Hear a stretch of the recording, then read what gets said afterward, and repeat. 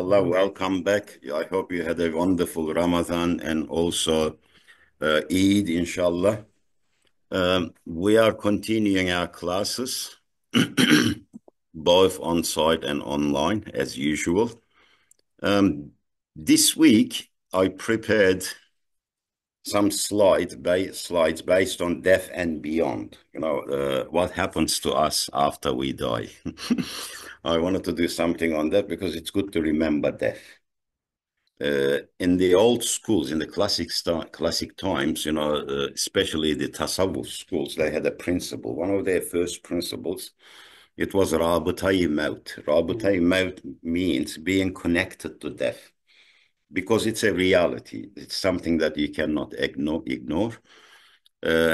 In fact, you might remember I explained an incident with Hazreti Ömer radiallahu anh, who is the second Khalifa, Prophet's beloved friend, one of Prophet's beloved friends. When he was the Caliph, he actually paid a person to come to him on daily basis every day and say that, "Oh, Omar, you're going to die." Daily basis. And one day he said, "I don't need you anymore." And one of the Sahabas said, "Oh, Omar, aren't you going to die anymore?" He said, "No, but I don't need him because all the signs have already appeared on me. My hair started going gray. I'm too false now. All the wrinkles appeared. They're all indications. So I got the remembrance there. So that's why I don't need anyone else." So it is advice for us to always be, with death because it's a reality. It is the second most important event in a person's life. First is the birth, the second one is the death. The other are all minor events when you think about it. So I thought I'll do a topic on this. They are based on Risales again, because we always try to base it on Risales. Risales are the solution or medicine of this era. That's why someone wrote them for this era, and they are amazing. So inshallah, we'll commence. I put a graphic here, although brothers here cannot see it. I found this recently. It's a very interesting. It's like an hourglass, and the sand going through the glass. And top of the glass is, almost empty. There's only a little bit there, and the bottom is almost full. And it represents human beings who passed away in history and people who are living currently at the top. And it says that each grain of sand in this visualization represents 10 million people, every grain. And it's dropping down. People are dying. And this is approximate, of course. They're saying about 109 billion people lived and died in the past. 109 billion. These are estimates. Now, we have about 7.9 billion people on Earth. And as you can see, it keeps on, regulating Islam. One side always goes. From the top, new grains come. New people are born. And we are one of those sand grains. And we will one day go through that hourglass to the bottom. And it's a reality. So death and beyond. Death is the separation of human spirit, the soul, from the body and transmission of the spirit to another plane of existence. So it is like a transmission, moving from one place to another place. This is the Islamic view. The Quran says, as we mentioned this verse many times, Surah Mulk, "He who created death and life that he may try which of you best indeed. And he is the exalted in might of God forgiving."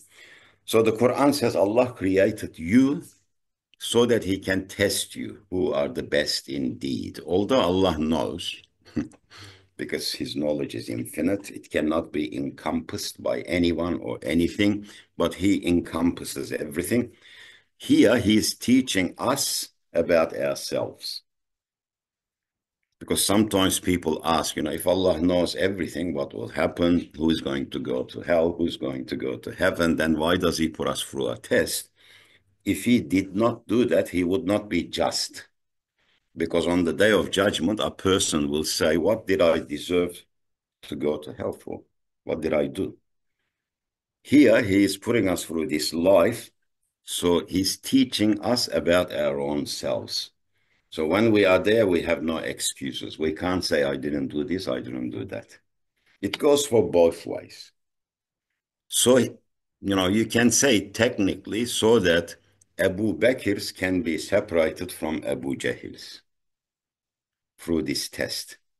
This test distinguishes people. Otherwise, in our essence, which we call fitra, natural inclination, natural disposition, we should say, that's called the fitra. Because the Quran and the Prophet ﷺ says we are all born on a fitra. We have this inclination to believe. People who disbelieve, they go against their own fitra. So this fitra that was given to us by Allah subhanahu wa ta'ala is equal with everyone. Everyone is given the same chance. They can believe or not believe. That is why the Quran says, La ikraha fid din. There is no compulsion. There is no enforcement in religion. You cannot force someone to believe or disbelieve. In the Quran again, Surah Sajda, verse 11, it says, say, the angel of death, as you know, in the Quran, the angel of death is not described as Azrael. It is always mentioned as angel of death. Never uses the name Azrael. Azrael usually comes from the Israeliyat. Yeah. But since, it was mentioned in the narratives as well, Islamic scholars have also accepted it, but the Quran doesn't use that term. Melekul Maut, the angel of death, who has charge concerning you, will gather you, and afterward unto your Lord you will be returned. So the Quran says Allah has given this duty to angel of death. He may have many other angels working with him. He's like the supervisor. Many, many angels working with him. He has been given the duty of removing your soul, gathering your soul. In reality, it is Allah who takes life and who gives life. We mentioned that in the previous verse. But everyone will eventually return unto their Lord. Everyone. That is why when someone dies, we say, Inna lillahi wa inna ilayhi rajiun. We come from him, we go back to him. We return to him. So the spirit, all of us has a spirit. Human beings, as we repeat it over and over again, are not just made up of mere molecules. We're not just matter, heaps of matter. You cannot explain a human being just through materialistic perspective. You cannot explain a human being with carbon atoms, with amino acids, with lipids, monomers, polymers, all of these things. Because they're all there, but they're only the physical side of us. There is a side to us which is inexplicable. We cannot explain it. It's there, but we don't have much knowledge about it, which is the ruh. And the Quran also says this, Kuli ruhu min emri rabbi. It is a command from your Lord. What is the spirit? It's a command from your Lord, but not much information has been given to you, very little information. So maybe we can get some information about the ruh, but it won't be very comprehensive, very little. But we feel its presence because it's us, it's our identity. That their personalities are different. Yes. Their genes are same. Yes, even identical team, they are different. They're not all the same character. I know many identical twins. Yeah, they're different persons. They only physically look like each other, but they have different souls. That's why in character, in understanding, they can be many, distance away from each other. So the spirit will continue to exist because spirit doesn't experience physical death. Our bodies are subject to what we call, entropy. It's the second law of thermodynamics. Everything moves from order to chaos, and eventually we wear out. We cannot survive anymore, and eventually we die just like the rest of the creation, everything in the universe. We die as well, but spirit is not made up of matter. So physical laws does not apply to the spirit. It's metaphysical being. We don't even know exactly what it is, as we said. So it doesn't die. It moves into a dimension or another realm, which we call berzakh, alemi berzakh, or in English, it's defined as the intermediate world. There is a place that they are moved to. The Quran says this, until the resurrection day and the judgment day, until resurrection, which we call Hashir, and the judgment day. They will remain there. And of course, time is very different. It runs very different in that realm, in that dimension. So some spirit may experience millions of years passing, waiting there. Some may experience few minutes. Let us say if the day of judgment is about 1,000 years away, just an example, the spirit, if it belongs to a very good person, a person of taqwa, pious, maybe that 1,000 years will pass for that person like a few minutes. The person gets buried, its spirit goes to the realm of the barzakh, and then suddenly he or she is being resurrected. Only a few minutes have passed. They won't even, just like a very brief, short dream. Suddenly, he or she is being resurrected.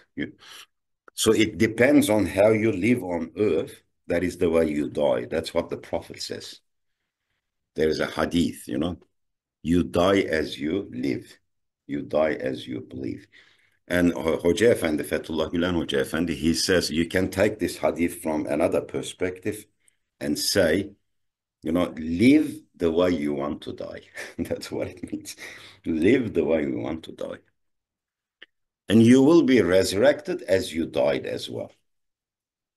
So the term barzakh, as we said, that intermediate realm, literally means a barrier. It means a barrier, barzakh. So it could be a barrier to the metaphysical realm or the ahireh, because you are in the metaphysical realm already. So it is a metaphysical world where spirits are sent for a time designated by Allah subhanahu wa ta'ala. So it depends. Now, can we provide any, empirical evidence to this? Well, we can provide some evidence because we know time flows differently in different parts of the universe anyway. We know that. We can prove it, If you are right next to a black hole, time will flow very slowly for you, while it will flow very fast for us here. In fact, they're just recent discoveries. You might have followed them. James Webb Telescope has been confusing scientists very deeply because they are seeing, very, very distant galaxies only a few million years, after the Big Bang, fully developed galaxies. And they're saying, they shouldn't have developed that quickly. And they're becoming very confused. But now new information, changes everything. It's very interesting. There is evidence that they are not galaxies, they are black holes, according to some new data. But also there's another evidence, argument, I should say, a physicist puts forward. They're saying that it is because our galaxy, the Milky Way galaxy, and our local globe is in a huge void. Void means a part of space is very empty. Millions of light years, huge space. This yours? No, our space where we are. It's called the local galaxy, local group. So we have the Andromeda galaxy, the Triangular galaxy, the Great Magellanic Cloud. We have the Milky Way. So there are certain galaxies here, but it's not very big. So there's a huge empty space where we are, but there are some super clusters where there are millions of galaxies together. And when there's a lot of galaxies together like that in a group, it means there is more mass. It means there's more gravity. It means time is flowing slower. So in our galaxy, time might be flowing faster. In those galaxies, time might be going slower. That is why when we look, it seems to us that, they've been around for a long, long time because our time is going faster. So there's a confusing there, but this is a theory they are proposing because they're trying to solve the Hubble tension, the rate of the, expansion. Because mathematically it was calculated by Hubble as 67 kilometers per second every megaparsec. When you look at the galaxies, megaparsec is 3.26 million light years. So when you look into space, every megaparsec, you look deep into space, it gets faster the way they're expanding, going away from you. Now, calculations according to Hubble telescope and James Webb telescope, it's about 73 kilometers per second. So there's a difference there. And it's called the Hubble tension. So it's very interesting information. But the point here that I'm making, different places, time flows differently. So in the Berzah, time will flow differently. That's the point I'm trying to make. Yes. So Berzah is a dimension between the material world and the eternal realm of Ahiret. Because Ahiret is eternal, never ending. This world is fleeting, transient. It is not eternal. It is not infinite. So there is a world in between where all our spirits go. And it is like a thing, maybe a bridge, a barrier, as the name suggests. Once you go over that barrier, the day of judgment comes. And there's a possibility that you will attain eternal bliss in eternal paradise. So different perspectives on death. And these are, as I said, from the Risales, Bediüzzaman's. Most people are afraid of death, but for a believer in afterlife, if you believe there's life after death, and a good person who lived a life of taqwa, good life, inshallah, a life of piety, death has a different meaning. You have people like, for example, Mevlana Celaleddin Rumi, the famous, poet and scholar.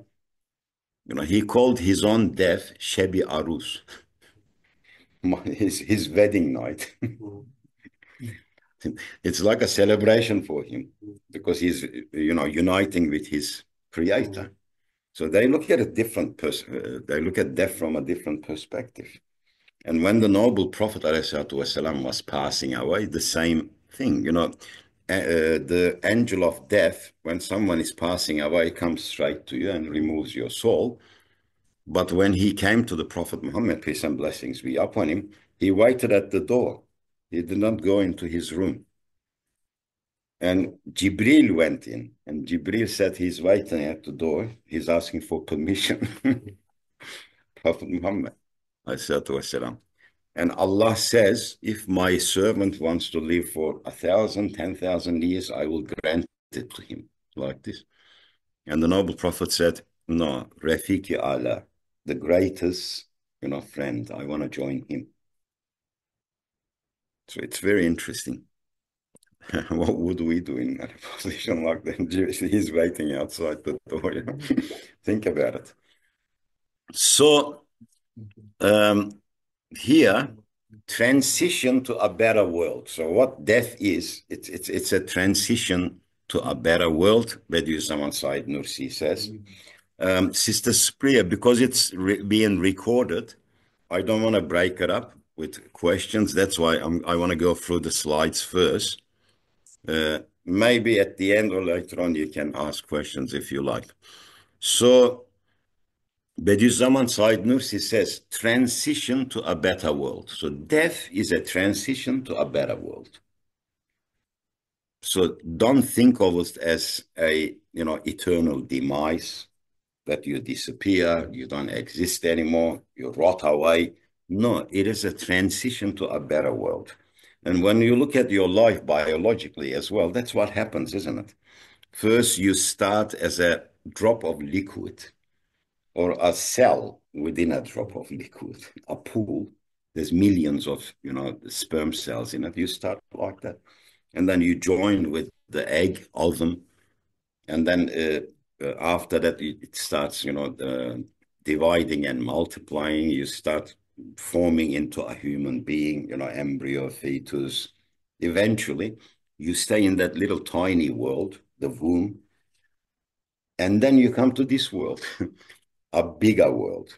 From here, if we compare the life after to this world will be like a womb, very tiny. So you're going to a better world, inshallah, according to Bediüzzaman.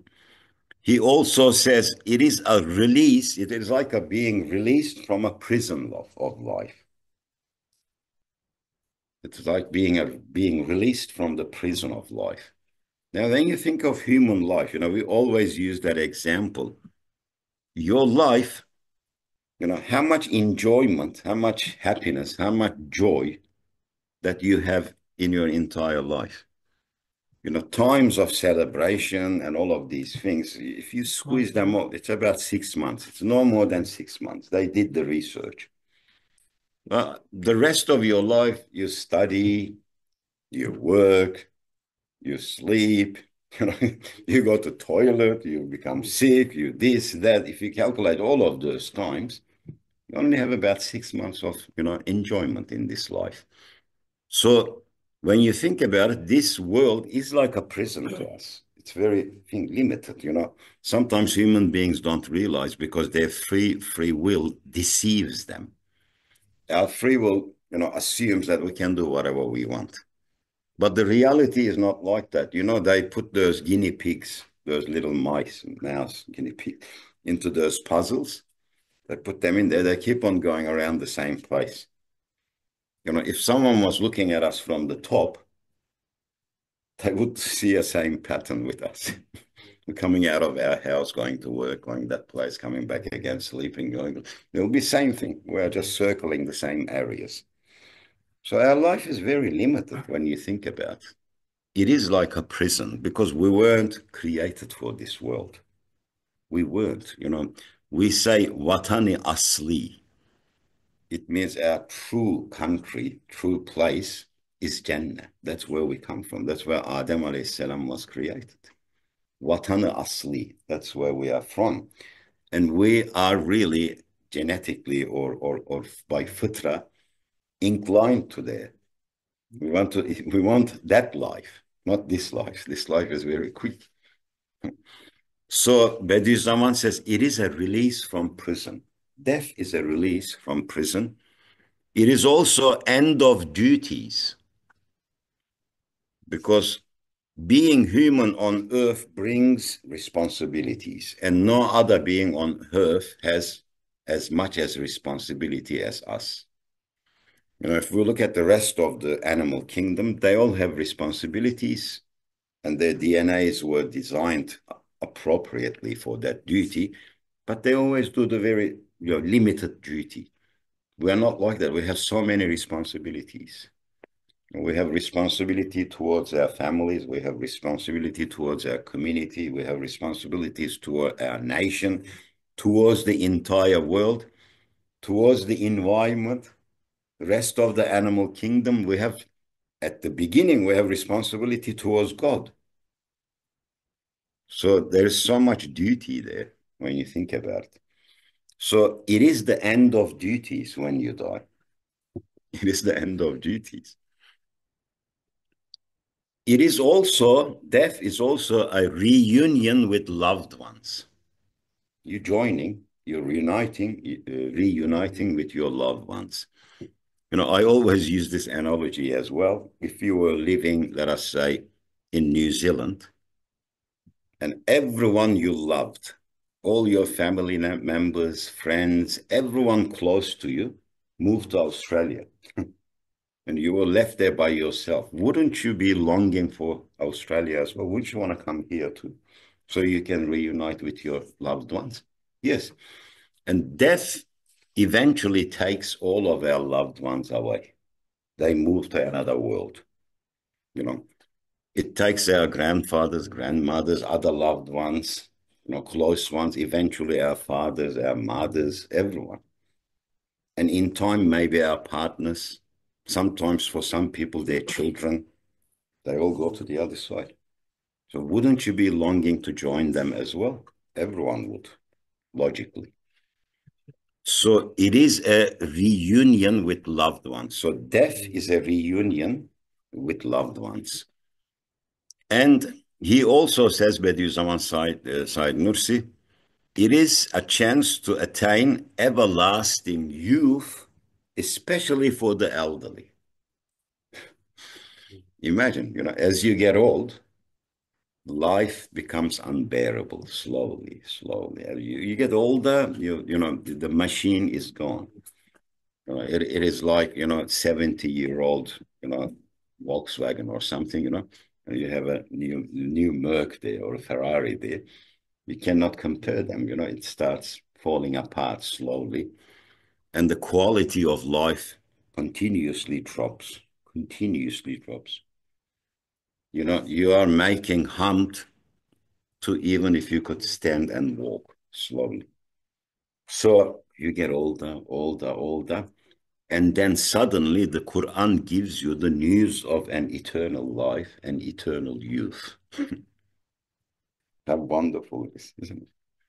So it is a chance to attain eternal youth because according to the Quran and Prophet Muhammad, peace and blessings be upon him, in the life after, no one will remain as old the way they die. Their youth will be given back to them. They will be young. They will not get old anymore. They will not get sick anymore.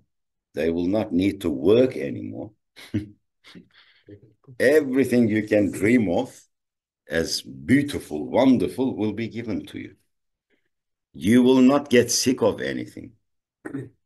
There's no such a thing. Because every day a new possibility can emerge in front of you, something you never experienced before. Every day it can happen. You can taste something different every day, according to teachings of the Quran. Something new, imagine, every day. Why? Because Allah is Ghani. His treasures are endless, never ends. So he gives you little samples. Imagine a beautiful chandelier, that they used to have in the old palaces in Paris or, places like that. Huge chandeliers, Have a look at that chandelier and look at its shadow on the ground. Are they the same thing? One is only a shadow. The real thing is there.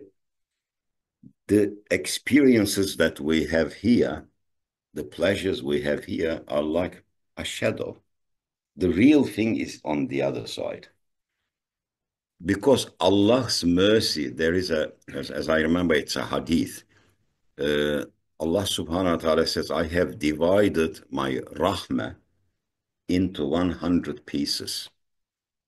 My mercy, my compassion into 100 pieces. One piece, only 1%, I gave to this world. 99 I reserved for the other side. So imagine the mercy that we face every day in this world now. And it's not just for us, for animals. For the little tiniest thing, Allah looks after them. So his mercy is infinite. So the real big thing is yet to come. So what happens after we pass away? The questioning in the grave. When we say grave, we are not really talking about, the place where they actually buried you. We are talking about really the Barzah, Alemi Barzah, because the soul doesn't remain in that place. That is the physical world. So the questioning in Barzah, we should say, in the Barzah, the spirit is first visited by two angels called Münker and Nekir. In English, their names are denied and denier. Denied and denier. Münker and Nekir. Meaning that you have to be authentic. You have to, because they won't accept any lies from you. These two angels approach the soul and ask three major questions. من ربك ومن نبيك ومن دينك. They are the first questions. Who is your Lord? Who is your prophet? What is your religion? First three questions. You failed them, it doesn't matter if you were the richest man on earth, the best looking person on earth, if you had millions, if you were the president of the world, won't help you. Finished. Finished. Because even if you were the most powerful president, when you die, everyone will just bury you and go. You'll be there, left alone by yourself. And the angels will come. That's their first question. Man Rabbuka. You have to say Allah. My Lord is Allah, the Almighty. وَمَنْ نَبِيِّكَ Muhammad sallallahu alayhi wasallam, because he is the last messenger. Those who lived before Prophet Muhammad wasallam, they will say, Isa alayhi salam, Jesus, my prophet is Jesus. Those who lived before, they will say Moses. It's still same. And then what is your religion? You say Islam. Everyone needs to say Islam to this, because Islam is the religion that of God that never changed right from the beginning, from Adam alayhi salam, because Islam means submission, surrender. So it never changed. So Ibrahim alayhi salam, Abraham was a Muslim. The Quran says it anyway. Isa alayhi salam, Jesus was a Muslim. Moses was Muslim. David was Muslim. Solomon was Muslim. So they were always submitters, those who surrendered to God. So these questions will be asked. And then little details they will go into. They will open up your books. Did he pray? Did he do this? Did he fast? Was he good to people? Did he cheat? Did he lie? Did he steal? Or did she? They will get all those little details later. These questions have to be answered right first. Life in the grave, depending on the answers and life led during the earthly life, there are three possible outcomes for a person in the intermediate world. So we are buried, we die, we are buried. There are only three possible things that can happen to us in the grave, in the barzakh, I should say. First one, for the believer and a righteous person, the grave enlarges. We are still talking about barzakh, not the physical grave.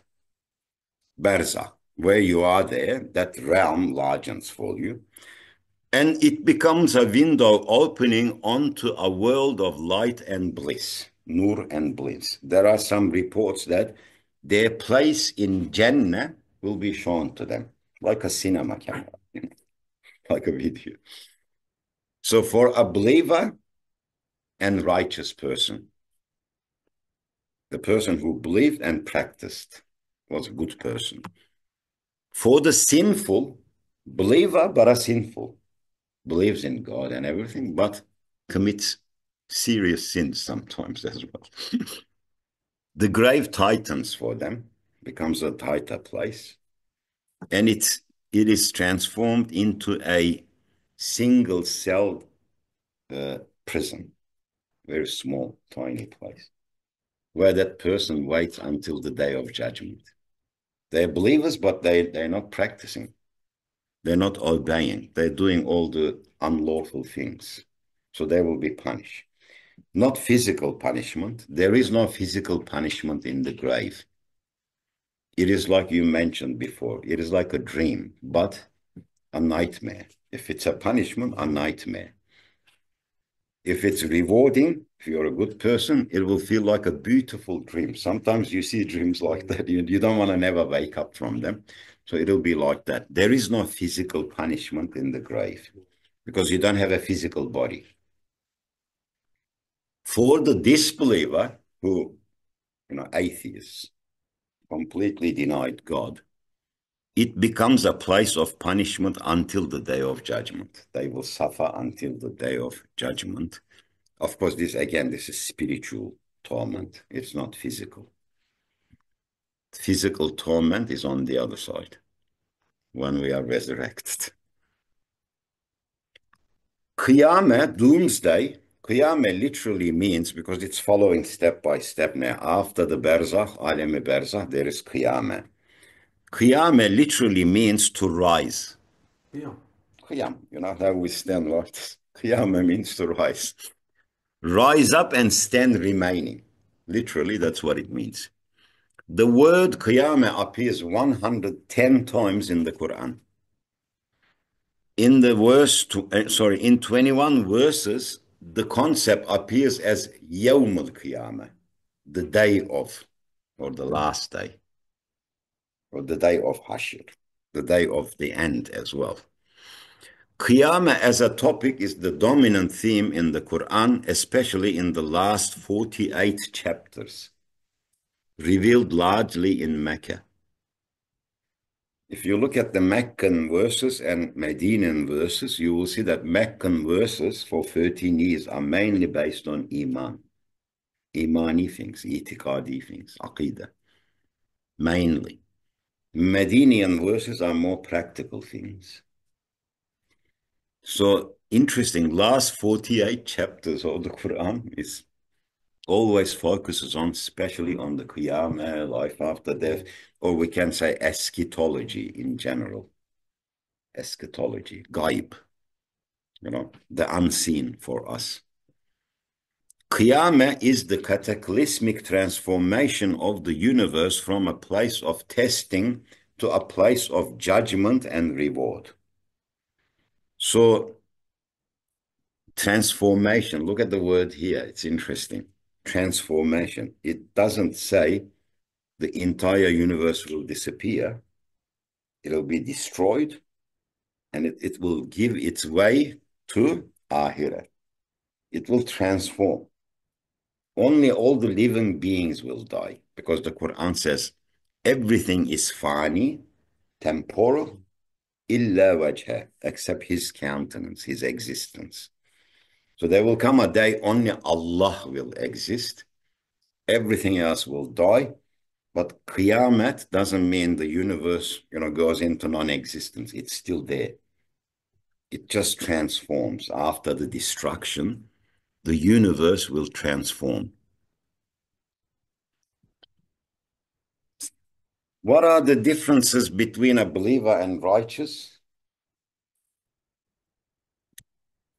Righteous person is the person of taqwa, who, at least, according to Bediüzzaman Said Nursi, at least in the time of Ahir Zaman, where we are living now, a time of fitna, time of corruption, Bediüzzaman says, if you follow the 5 pillars of Islam, if you fulfill them, and if you stay away from grave sins, kabair, you will be able to, you will attain salvation on the day of judgment.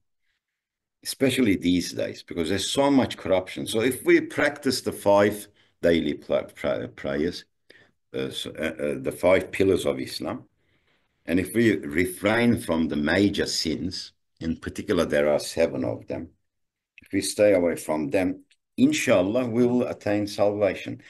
We will be considered a person of taqwa.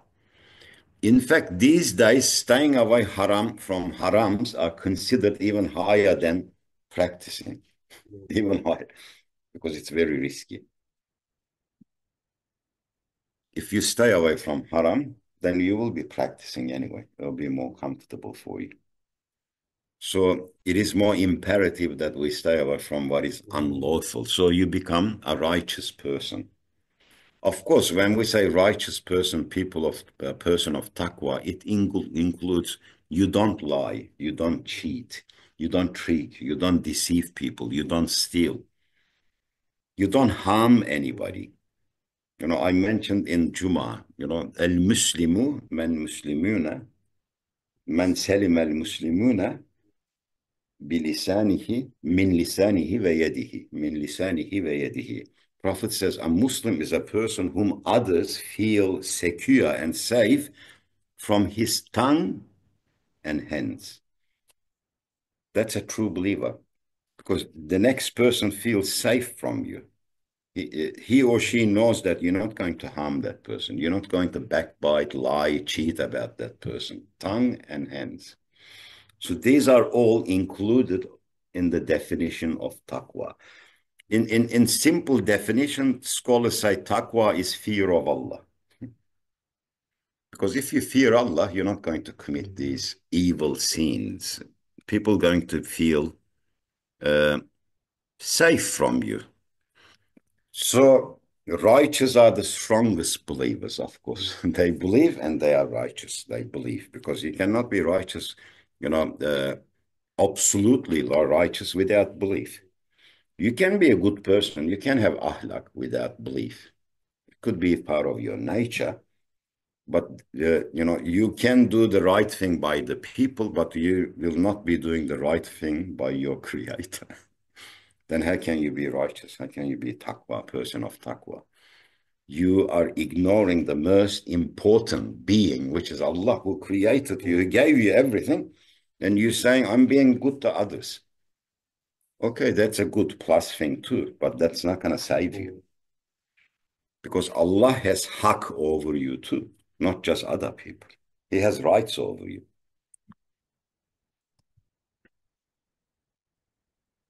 I'm getting there. How are we for time? 44. Ajmain. So the Quran gives a picture of the Qiyamah occurring at the cosmic scale. As we said, it'll be universal. The Quran says, when the heavens cleft asunder and when the stars have fallen and scattered, and when the seeds are burst forth, and when the graves are turned upside down. So it is a cataclysmic event in the universe, not just on earth. It is not really local, Qiyamah. The day we roll up the heavens like a scroll, rolled up for books, Quran says. Everything will be rolled up. Even as we produce the first creation, so shall we produce a new one.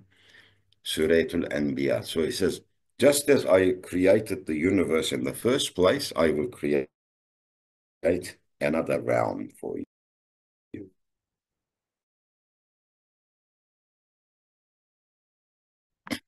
Ask thee. Allah is speaking to the Prophet. They ask thee about the hour. When will be its appointed time? Say to them, the knowledge thereof is with my Lord.